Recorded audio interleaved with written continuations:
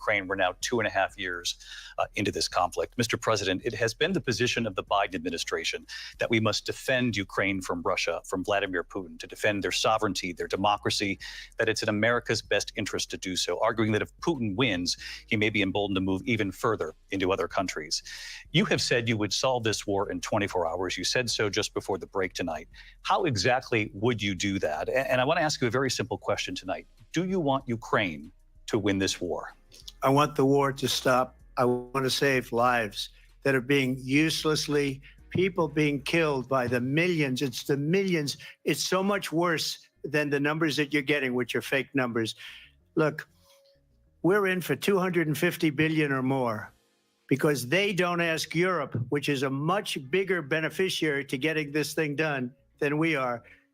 They're in for $150 billion less because Biden and you don't have the courage to ask Europe like I did with NATO. They paid billions and billions, hundreds of billions of dollars when I said, either you pay up or we're not going to protect you anymore. So that's maybe one of the reasons they don't like me as much as they like weak people. But you take a look at what's happening. We're in for 250 to 275 billion. They're into 100 to 150. They should be forced to equalize. With that being said, I want to get the war settled. I know Zelensky very well, and I know Putin very well. I have a good relationship, and they respect your president, okay? They respect me. They don't respect Biden. How would you respect him? Why? For what reason? He hasn't even made a phone call in 2 years to Putin, hasn't spoken to anybody. They don't even try and get it. That is a war that's dying to be settled. I will get it settled before I even become president. If I win, when I'm president-elect, and what I'll do is I'll speak to one, I'll speak to the other, I'll get them together. That war would have never happened. And in fact, when I saw Putin after I left, unfortunately left because our country has gone to hell. But after I left, when I saw him building up soldiers, he did it after I left. I said, oh, he must be negotiating. It must be a good, strong point of negotiation. Well, it wasn't, because Biden had no idea how to talk to him. He had no idea how to stop it. And now you have millions of people dead, and it's only getting worse, and it could lead to World War III. Don't kid yourself, David. We're playing with World War III, and we have a president that we don't even know if he's... Where is our president? We don't even know if he's a president. And just to clarify they threw him out of a campaign like a dog. We don't even know. Is he our president? But we have a president, Mr. President, that doesn't know he's alive. Your time is up. Just to clarify in the question, do you believe it's in the U.S. best interest for Ukraine to win this war, yes or no? I think it's the U.S. best interest to get this war finished and just get it done. All right. Negotiate a deal, because we have to stop all of these human lives from being destroyed. I want to take this to Vice President Harris. I want to get your thoughts on support for Ukraine in this moment, but also as Commander-in-Chief, if elected, how would you deal with Vladimir Putin? And would it be any different from what we're seeing from President Biden? Well, first of all, it's important to remind the former president, you're not running against Joe Biden, you're running against me. I believe the reason that Donald Trump says that this war would be over within 24 hours is because he would just give it up. And that's not who we are as Americans. Let's understand what happened here. I actually met with Zelensky a few days before Russia invaded, tried through force to change territorial boundaries, to defy one of the most important international rules and norms, which is the importance of sovereignty and territorial integrity. And I met with President Zelensky. I shared with him American intelligence about how he could defend himself. Days later, I went to NATO's eastern flank, to Poland and Romania. And through the work that I and others did, we brought 50 countries together to support Ukraine in its righteous defense. And because of our support, because of the air defense, the ammunition, the artillery, the javelins, the Abrams tanks that we have provided, Ukraine stands as an independent and free country. If Donald Trump were president, Putin would be sitting in Kyiv right now. And understand what that would mean, because Putin's agenda is not just about Ukraine.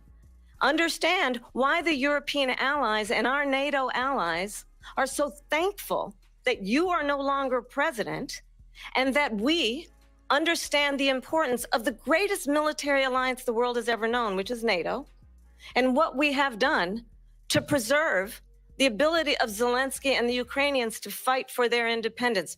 Otherwise, Putin would be sitting in Kyiv with his eyes on the rest of Europe, starting with Poland. And why don't you tell the 800,000 Polish Americans right here in Pennsylvania how quickly you would give up for the sake of favor and what you think is a friendship with what is known to be a dictator who would eat you for lunch?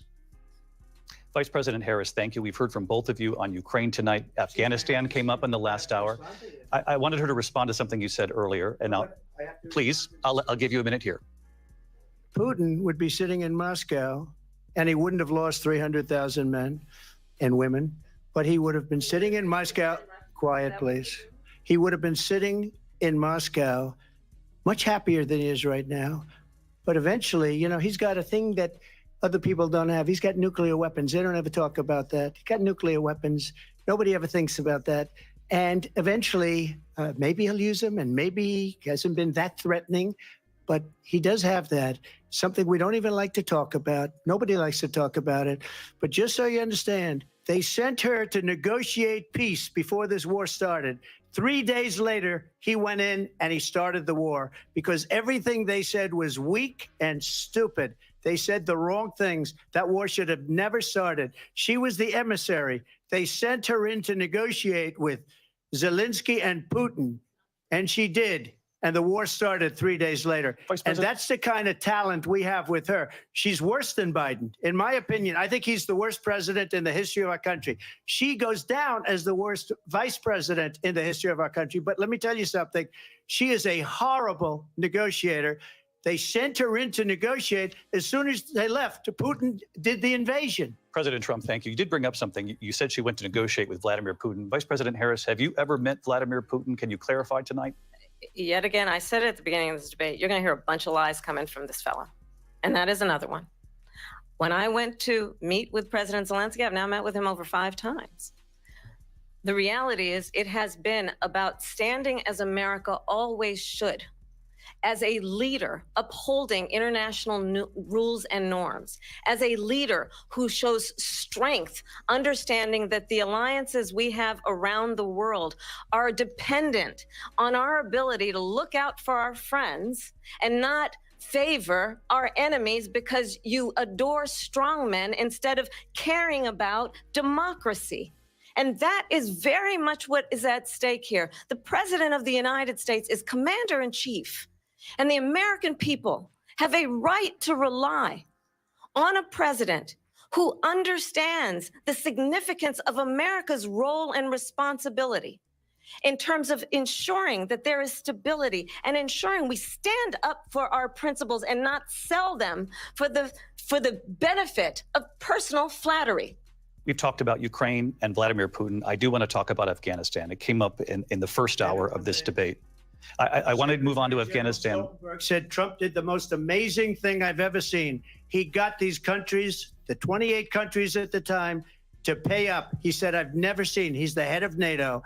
He said, I've never seen. For years, we were paying almost all of NATO. We were being ripped off by European nations, both on trade and on NATO.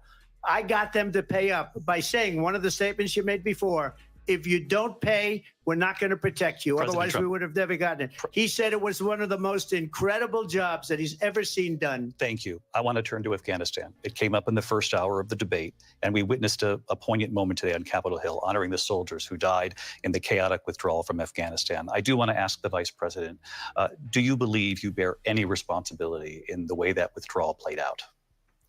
Well, I will tell you, I agreed with President Biden's decision to pull out of Afghanistan. 4 presidents said they would, and Joe Biden did. And as a result, America's taxpayers are not paying the $300 million a day we were paying for that endless war. And as of today, there is not one member of the United States military who is in active duty in a combat zone in any war zone around the world, the first time this century. But let's understand how we got to where we are.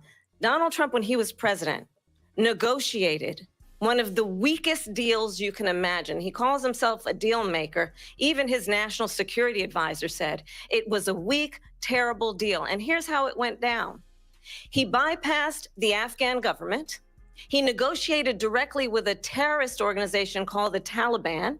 The negotiation involved the Taliban getting 5,000 Taliban terrorists released. And get this, and the president at the time invited the Taliban to Camp David, a place of storied significance for us as Americans, a place where we honor the importance of American diplomacy, where we invite and receive respected world leaders.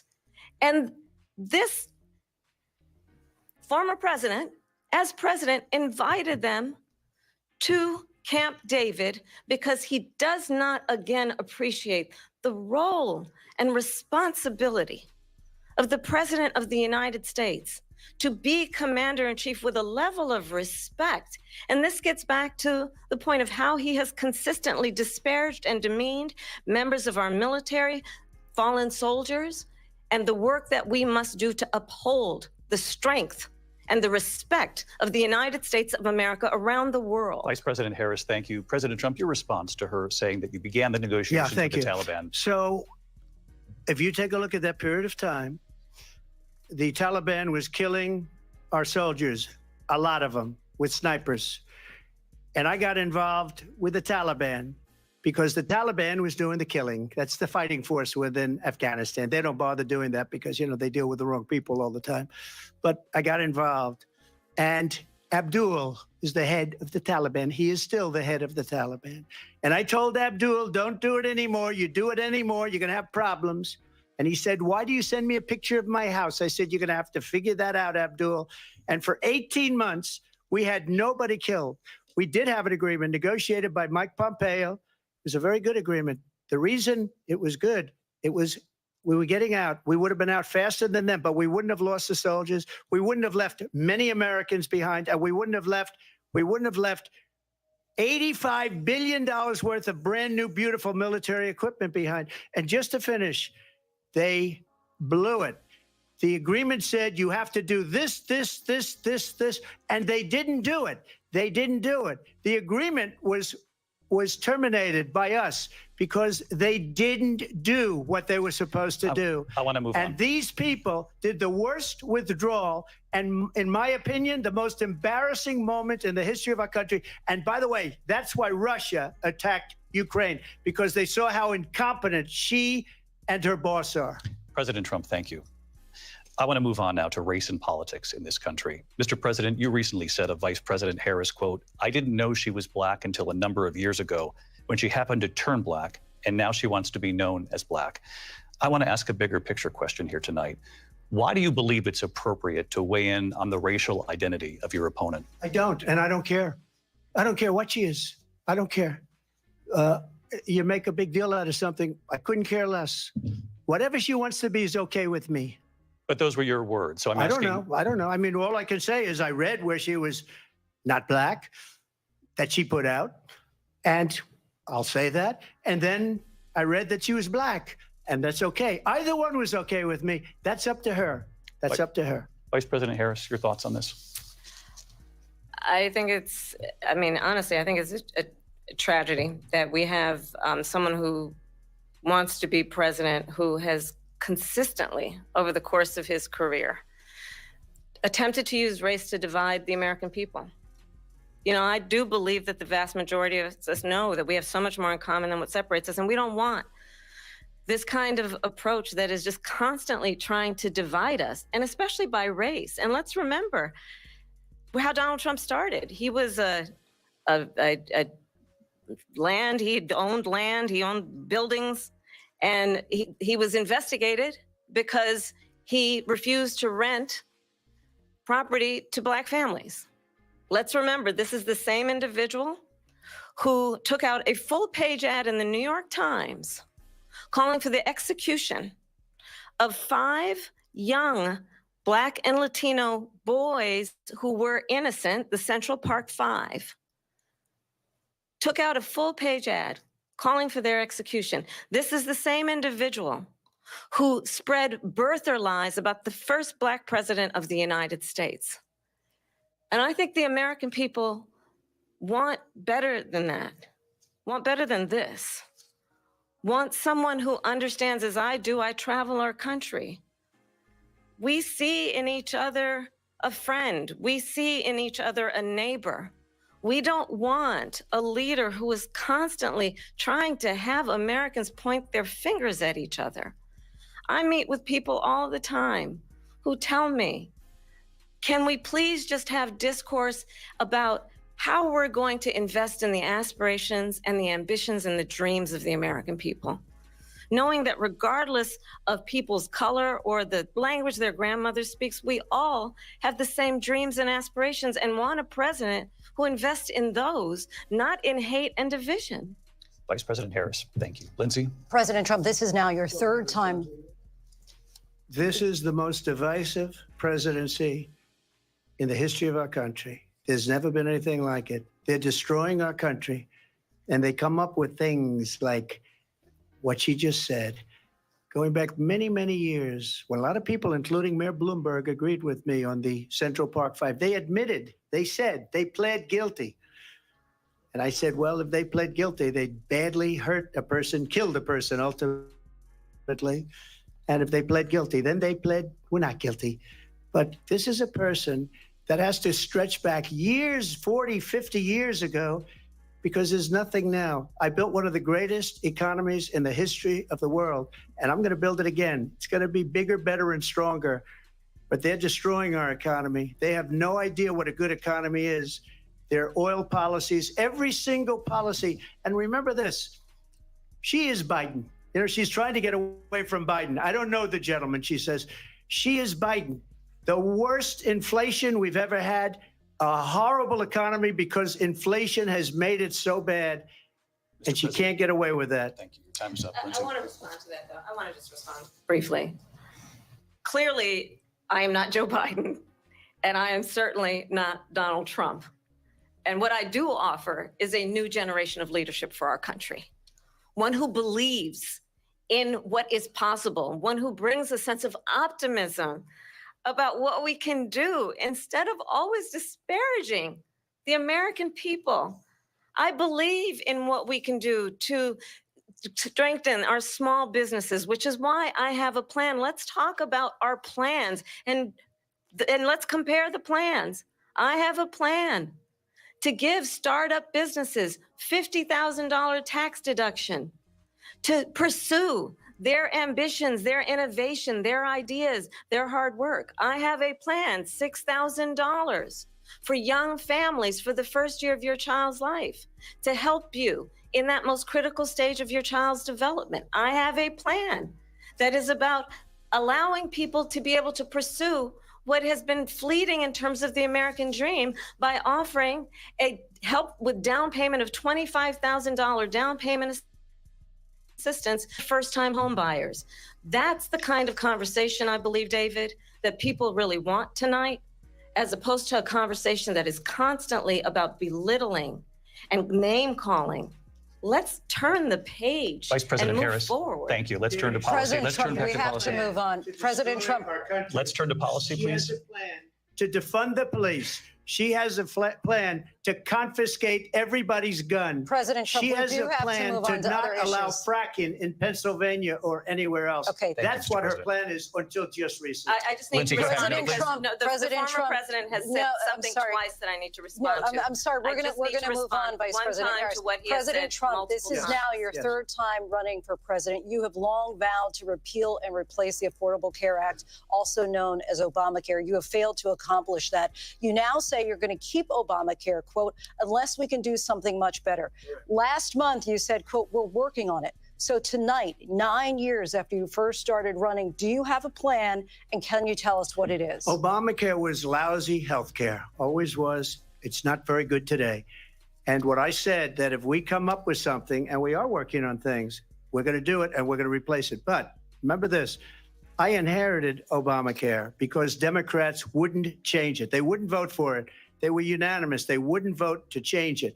If they would have done that, we would have had a much better plan than Obamacare. But the Democrats came up. They wouldn't vote for it. I had a choice to make when I was president. Do I save it and make it as good as it can be? Never going to be great. Or do I let it rot? And I felt I had an obligation, even though politically it would have been good to just let it rot and let it go away. I decided, and I told my people, the top people, and they're very good people. I have a lot of good people in that administration. We read about the bad ones. We had some real bad ones too, and so do they. They have really bad ones. The difference is they don't get rid of them. But let me just explain. I had a choice to make. Do I save it and make it as good as it can be, or do I let it rot? And I saved it. I did the right thing. But it's still never going to be great, and it's too expensive for people. And what we will do is we're looking at different plans. If we can come up with a plan that's going to cost our people, our population, less money and be better health care than Obamacare, then I would absolutely do it. But until then, I'd run it as good as it can be run. So just a yes or no, you still do not have a plan? I have concepts of a plan. I'm not president right now. But if we come up with something, I would only change it if we come up with something that's better and less expensive.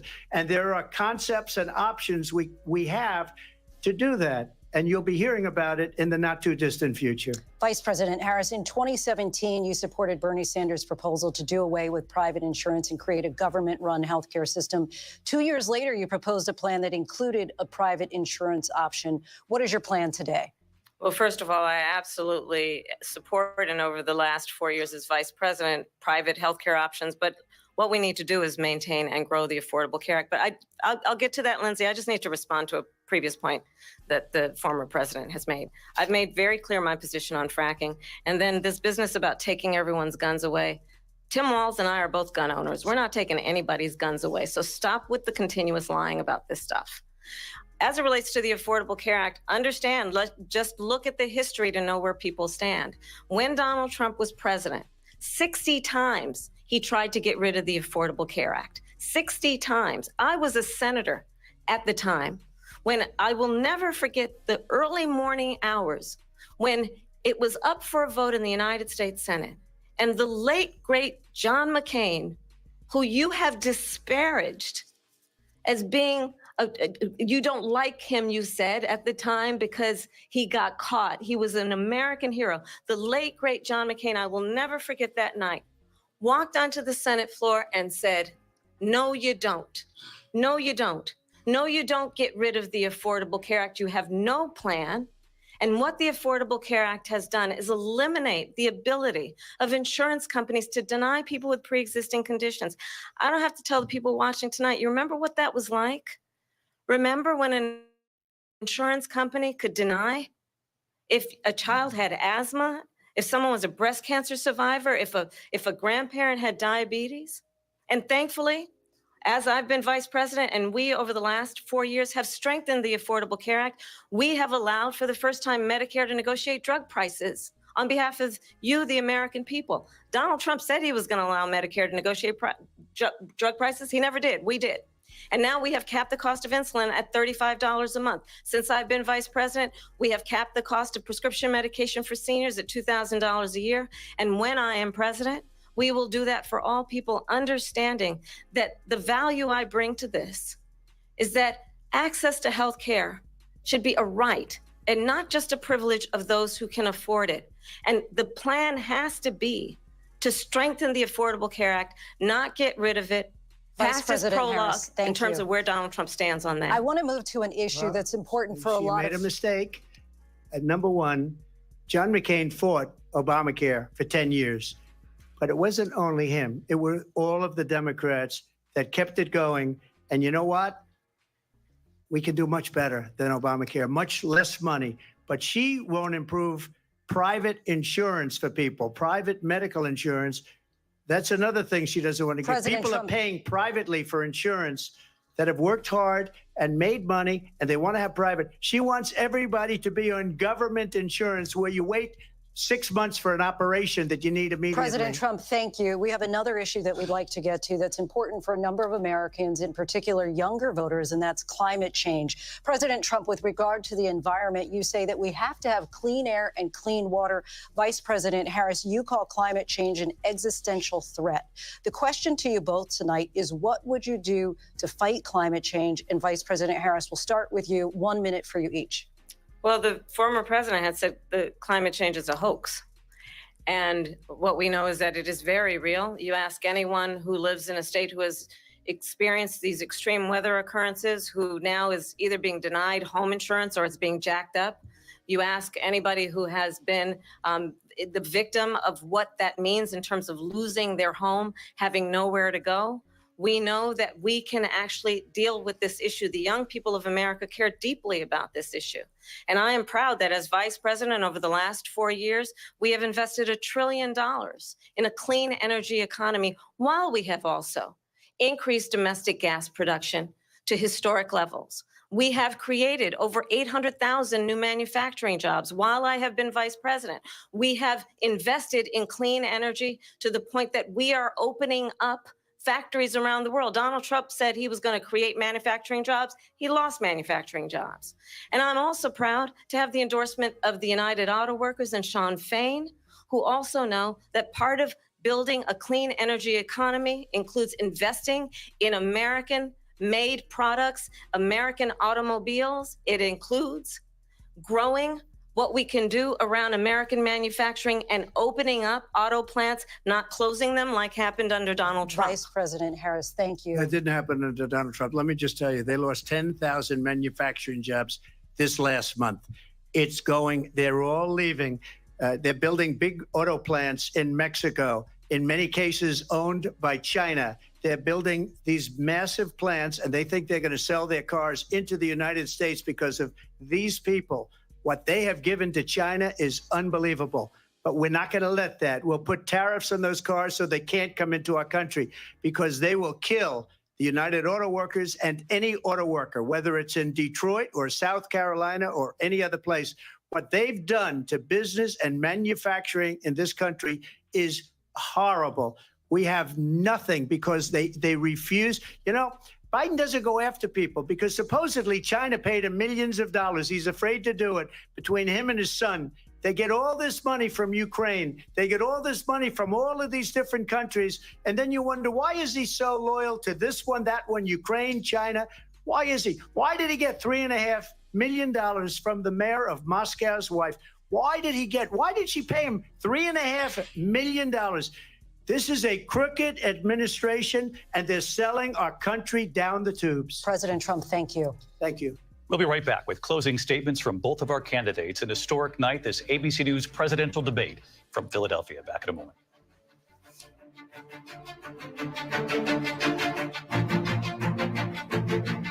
The ABC News presidential debate will continue.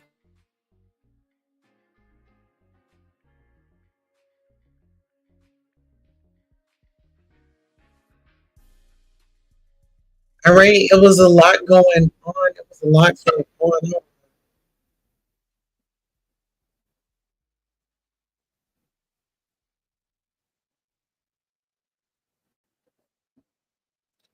Shout out, a lot going on.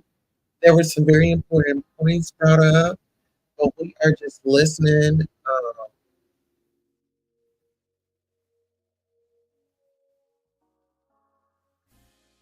Yes, absolutely. I hope you all are enjoying this debate. I hope y'all are going to get out there and vote this year. Your vote does matter. And so don't get discouraged. And how you make a change is by voting. That is you getting up with those polls and out there voting. You know?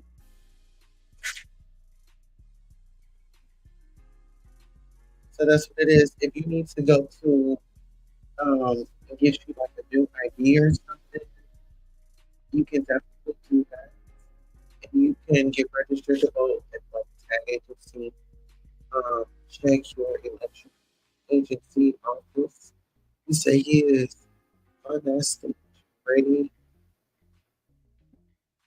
to pee his pants. You know what?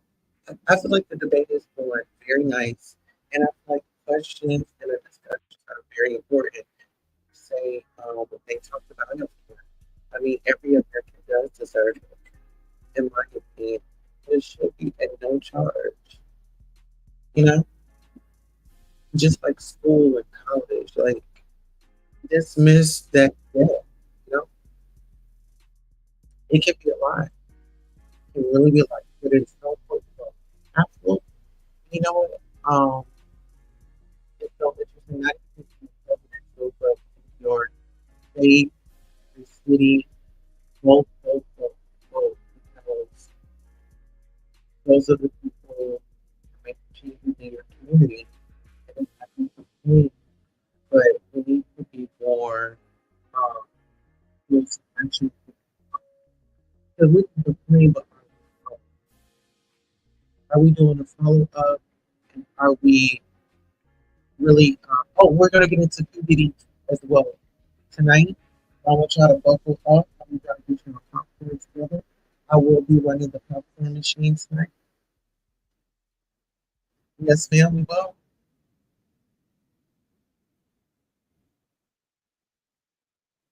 So I want y'all to be prepared and get ready because we paid our StreamYard bill. Baby, we are about to take a full advantage of this StreamYard and this broadcast. If I have to be up 24 hours a day, streaming every day, that's what I'm going to do. From this point forward, I need to let y'all know that I'm serious. This is the sound check. Okay, so what's showing on the screen is not supposed to play. But let me go out and come right back.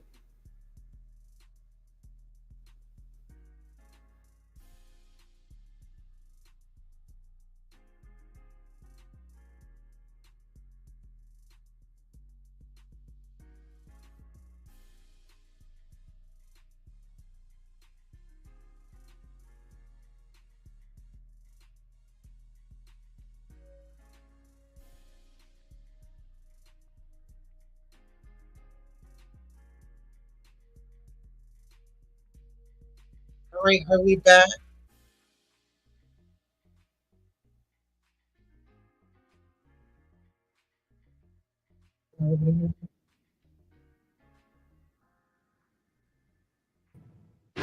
Reporting from the floor of the Republican National Convention. So yeah, when it comes back on, I'm gonna unmute it. But they have like, here we go. Enter in Philadelphia, Pennsylvania. Here again, David Muir and Lindsay Davis. Welcome back tonight. The time has come for closing statements, and Vice President Harris, we begin with you. So I think you've heard tonight two very different visions for our country. One that is focused on the future, and the other that is focused on the past, and an attempt to take us backward. But we're not going back. And I do believe that the American people know we all have so much more in common than what separates us. And we can chart a new way forward. And a vision of that includes having a plan, understanding the aspirations, the dreams, the hopes, the ambition of the American people, which is why I intend to create an opportunity economy, investing in small businesses, in new families, in what we can do around protecting seniors, what we can do that is about giving hardworking folks a break and bringing down the cost of living. I believe in what we can do together that is about sustaining America's standing in the world and ensuring that we have the respect that we so rightly deserve, including respecting our military and ensuring we have the most lethal fighting force in the world. I will be a president that will protect our fundamental rights and freedoms, including the right of a woman to make decisions about her own body and not have her government tell her what to do. I'll tell you, I started my career as a prosecutor. I was a DA, I was an attorney general, a United States senator, and now vice president. I've only had one client, the people.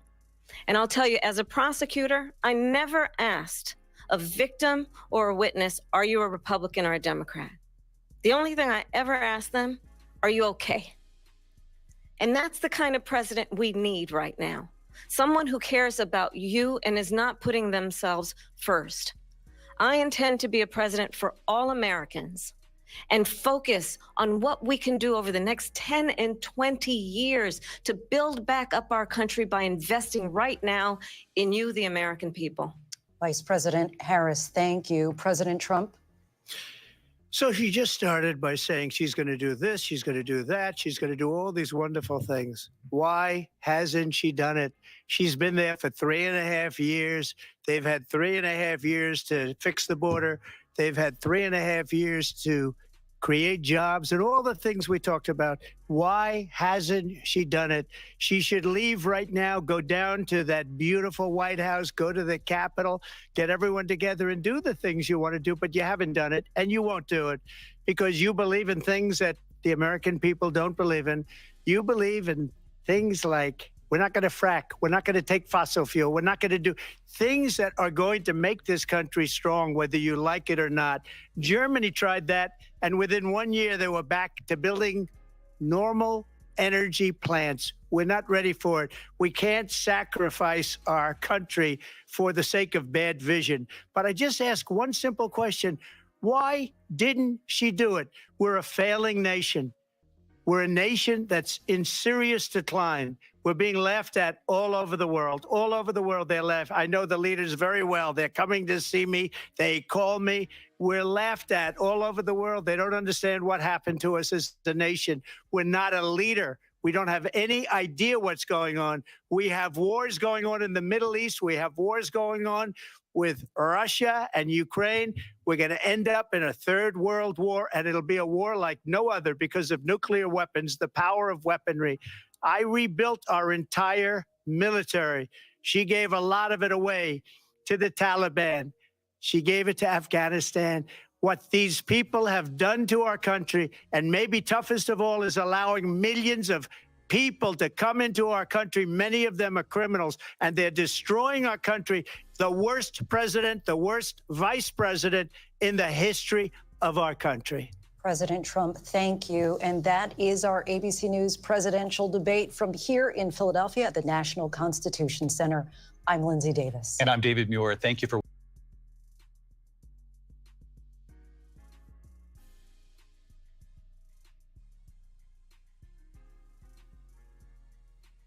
And we will be back as well. Thank you all so much for tuning in to this lovely broadcast. Make sure you rewind and make sure you like. Until next time, let me drop you off in Queen City.